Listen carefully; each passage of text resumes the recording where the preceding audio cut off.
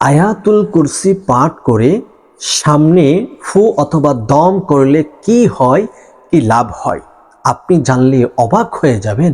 এমন একটি আশ্চর্য ধরনের আমল আজকের এই ভিডিওতে জানিয়ে দিব।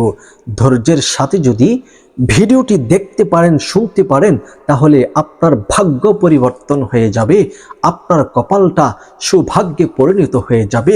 বিশেষ করে যে সমস্ত পরিবারের সদস্যগণ দূর প্রবাসে থাকে অথবা ঘর ছাড়া বাহিরে অন্য কোথাও থাকে, মা বাবা আত্মীয় স্বজন যারা আছেন, আপনার আদরের সন্তান বাহিরে থাকে, আপনার কলিজার টুকরা সন্তান বাহিরে থাকে, অথবা আপনার প্রিয়জন স্বামী প্রবাসে থাকে, অথবা আপনার কোনো আত্মীয় স্বজন প্রবাসী, দূর প্রবাসী অথবা ঘরের বাহিরে থাকে, তারা কি হাল অবস্থায় আছে, তাদের কোনো খোঁজ খবর পাচ্ছেন না, আপনি তাহলে আজকের এই আমলটি অবশ্যই করবেন। ইনশাল্লাহ এই আমলের ফলে আল্লাহ তাআলা দূর প্রবাসীর মানুষগুলাকে সুখে রাখবেন, ভালো রাখবেন। যে অবস্থায় আছে আল্লাহ তাআলা সেই অবস্থা থেকে তাকে উন্নত অবস্থা দান করবেন। আসুন আমরা জেনে নেই সেই কাঙ্ক্ষিত আমলটি কিভাবে করতে হবে এবং কিভাবে আপনি প্রয়োগ করবেন। ধৈর্যের সাথে ভিডিওটি দেখার অনুরোধ করছি।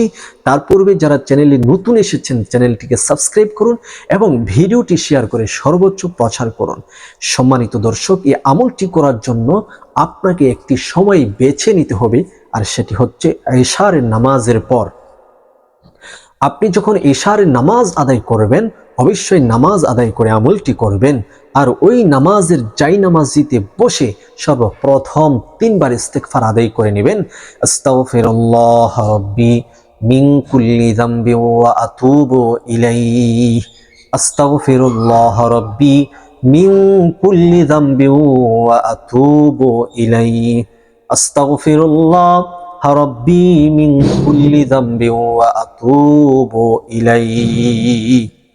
এরপরে নবীজি সাল্লাল্লাহু আলাইহি ওয়াসাল্লামের উপর দুরূদ পড়বেন। আল্লাহুম্মা সাল্লি আলা মুহাম্মাদ ওয়া আলা আলি মুহাম্মাদ কামা সাল্লাইতা আলা ইব্রাহিম ওয়া আলা আলি ইব্রাহিম ইন্নাকা হামিদুম মাজিদ। আল্লাহুম্মা বারিক আলা মুহাম্মাদ ওয়া আলা আলি মুহাম্মাদ কামা বারাকতা আলা ইব্রাহিম ওয়া আলা আলি ইব্রাহিম ইন্নাকা হামিদুম মাজিদ। 3 বার ইস্তিগফার, 3 বার দুরুদে ইব্রাহিম পাঠ করা কমপ্লিট হয়ে গেলে তারপর আপনি যে কাজ করবেন, সুন্দর করে আত্তাহিয়াতুর শুরুতে বসবেন। বসে আপনার যে কাঙ্ক্ষিত ব্যক্তির জন্য আমলটি করবেন, ওই ব্যক্তিকে ভালোভাবে দেন এবং খেয়ালে আপনার চোখের মধ্যে তাকে ভাসিয়ে নেবেন। এরপরে চক্ষু দুটি বন্ধ করে আয়াতুল কুরসি পড়বেন। আউযু বিল্লাহি মিনাশ শাইতানির রাজিম। বিসমিল্লাহির রহমানির রহিম। আল্লাহু লা ইলাহা ইল্লা হুয়াল হাইয়ুল কাইয়্যুম লা তাআখুযুহু সিনাতুন ওয়া লা নাওম লাহু মা ফিস সামাওয়াতি ওয়া মা ফিল আরদ মান যাল্লাযী ইয়াশফাউ ইনদাহু ইল্লা বিইذনিহি ইয়ালামু মা বাইনা আইদিহিম ওয়া মা খালফাহুম ওয়া লা ইউহীতুনা বিশাইইন মিন ইলমিহি ইল্লা বিমা শাআ ওয়াসি'a কুরসিয়্যুহু সামাওয়াতি ওয়াল আরদ ওয়া লা ইয়াউদুহু হিফযুহুমা ওয়া হুয়াল আলিয়্যুল আযীম। এরপরে আপনি যে আপনার সেই কাঙ্ক্ষিত ব্যক্তিকে খুব ধ্যান এবং খেয়ালে চোখের সামনে ভাসিয়ে রেখেছিলেন, তাকে স্মরণ করে একটি ফু দিবেন তার চেহারায়।